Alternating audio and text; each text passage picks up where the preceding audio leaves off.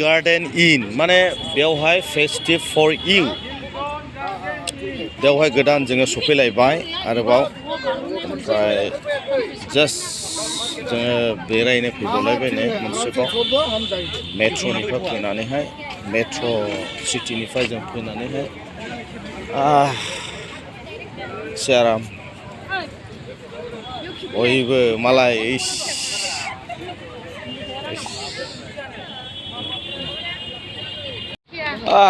just गोमायालै गथ'फ्रा मारै गिदिर गिदिर गोजाखौसो दा बेयावल' फैनांगौ गोमायालै गोमाया खर'ल' साबाय जानाय लोंनाय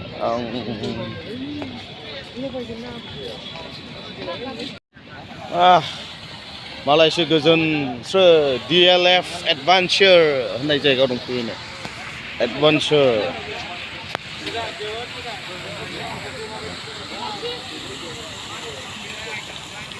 adventure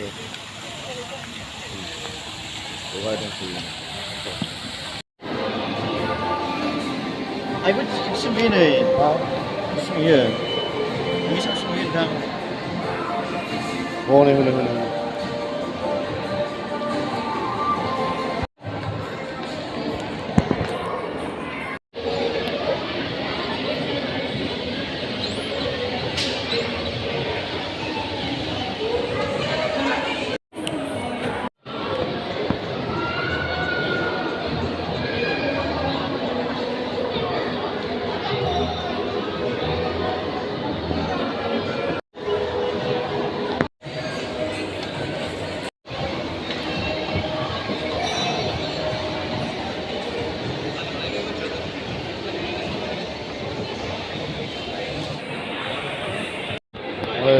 दंफैयो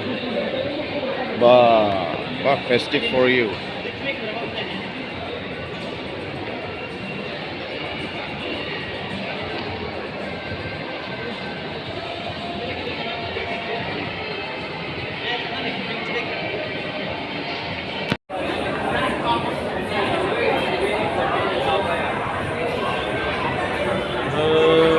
pagi kita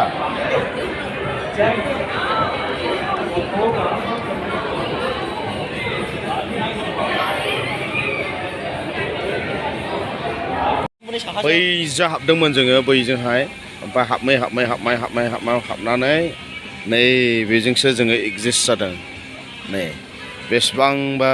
गिदिर माने DLF एडभेन्चारनो मिल्टन गार्डेन इन ओमफ्राय जों दा एक्जिस्टिं माने जा आउटसाइडआव दङ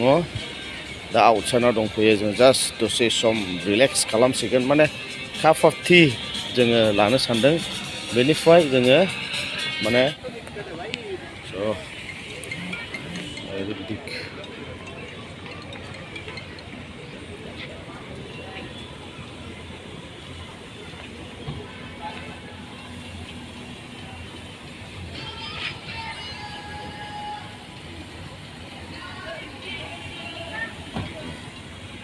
गासिबो लोगोफ्रा बेरायगासिनो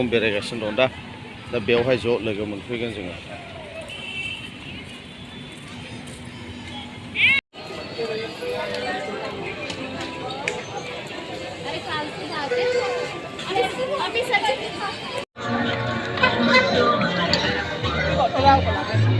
दैनिफ्राय ओंखारबाय ओमफ्राय जास्ट जोङो थांनोसै जोंनि थाग्रा जायगायावहाय ओमफ्राय दा जास्ट